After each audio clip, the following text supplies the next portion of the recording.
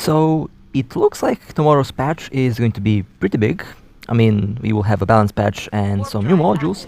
Now, there is still no news on the Kavala expanse, although I believe that news about the new region is going to be released perhaps in the next 2 weeks, since December is very close, and they did say that everything will be basically released until the end of the year, so definitely some exciting times ahead. And this patch kind of hints at Black Ops battleships, so let's see what the patch notes have to say.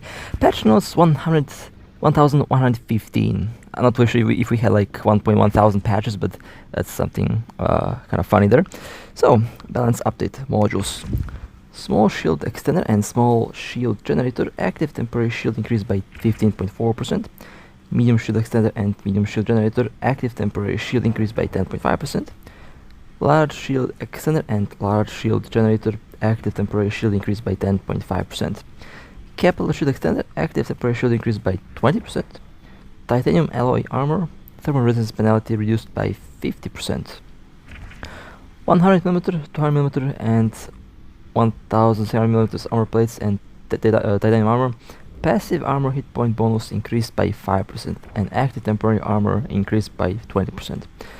25,000mm armor plates, maximum passive armor increased by 10% and active temporary armor increased by 20%. So they have generally improved the active part of the extenders, and of course they're also buffed the plates.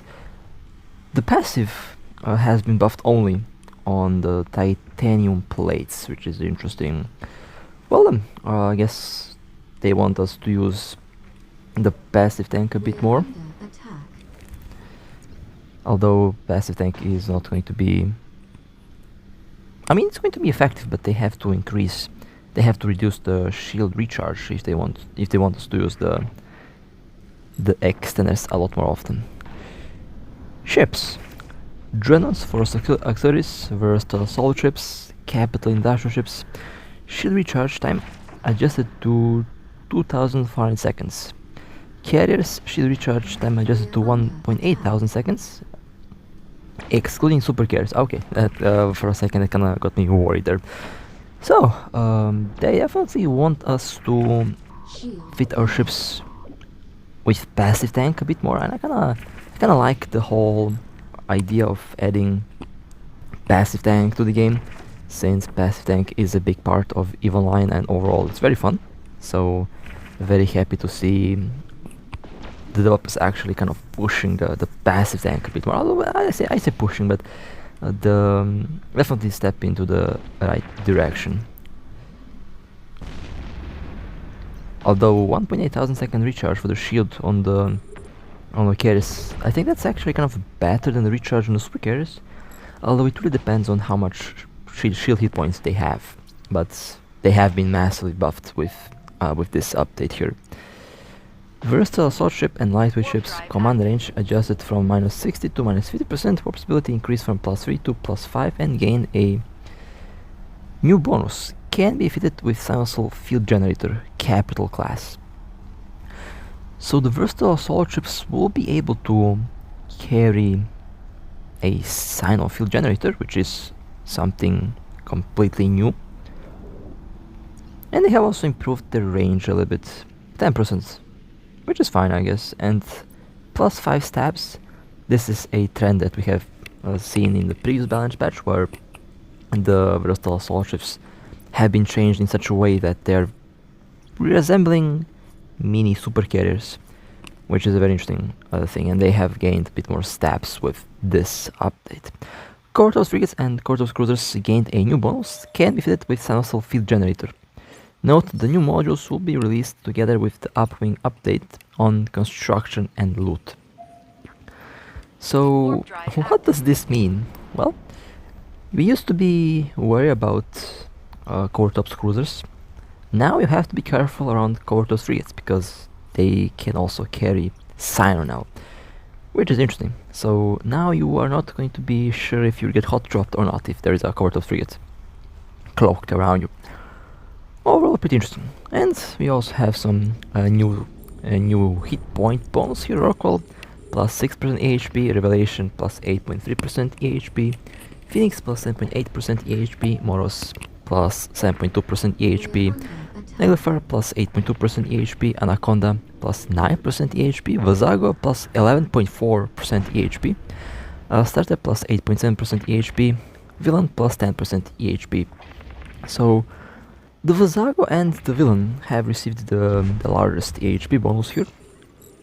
I wonder why. I wonder why. Perhaps because these ships were, I believe, the most popular and they have been popping the most. The Anaconda is already pretty tanky, one of the tankiest carriers in the game, and we have the Astarte, which is also pretty lethal. But overall, the Dreadnoughts and Versatile Assault ships have received extra hit points, and I would say that's pretty sizable bonus there. Will be fun to see how much hit points I'll get on these ships, and of course there is the rest of the patch here, some optimization and the new Concord Pass. Overall, no new DPS increase, but in this case we have received extra tank, which is nice. Now, with the new bonus on the new plates, I believe, I mean the titanium plates have already had like a massive armor increase. You can actually use the medium titanium plates on frigates, basically oversized module, and you are able, this is before the patch, before the update is live, now you're actually able to create Navy frigates with about 200,000 hit points and about 1000 DPS with the medium armor plates. So yeah, and with this buff, 5% extra hit point bonus, I believe that the overall hit point will be increased by quite a bit when you include all the different builds. And of course, the same thing can also be said about the other plates, other titanium plates for battleships and such.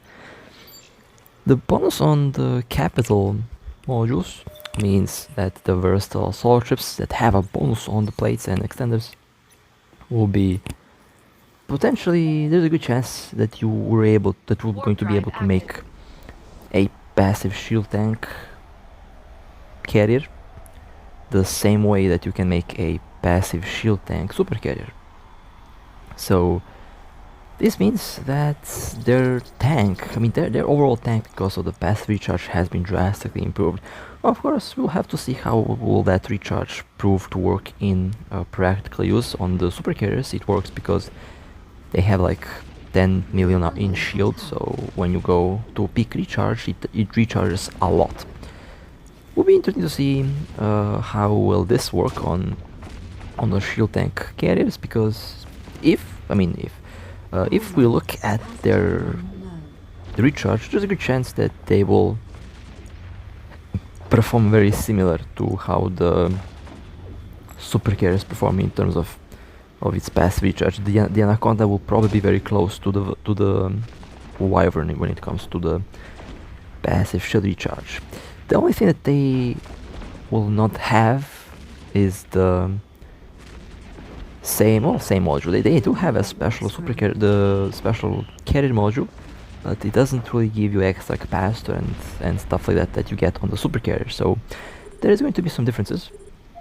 The super carrier's tank, the passive tank, has been improved drastically with the super carrier recovery module, because it gives you some insane, I mean I call them insane, but it eats a lot of fuel and it takes quite a bit of ISK to actually fuel up these things, and basically that module works as long as you have fuel. So I mean overall I like the change on tank. As I mentioned before, I like the change on passive tank.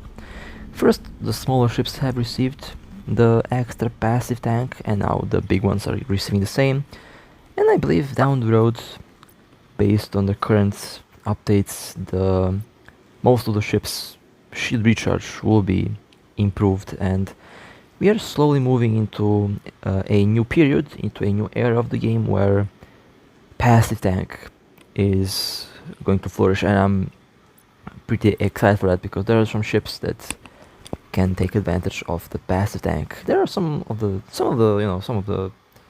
things that have to be changed in order to, fully take advantage of a passive tank, but I do like the change, and the next thing that they should do is reduce DPS. I think that will also happen at one point, and at this rate I would say that's going to happen very soon. So with that being said, that was it for this little update.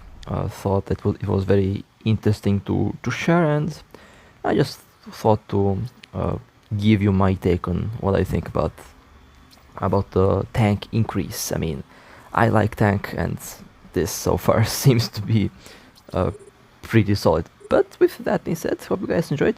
If you would like to support me, feel free to like and subscribe. And with that being said, stay safe, fly safe, and as always, I'll see you next time.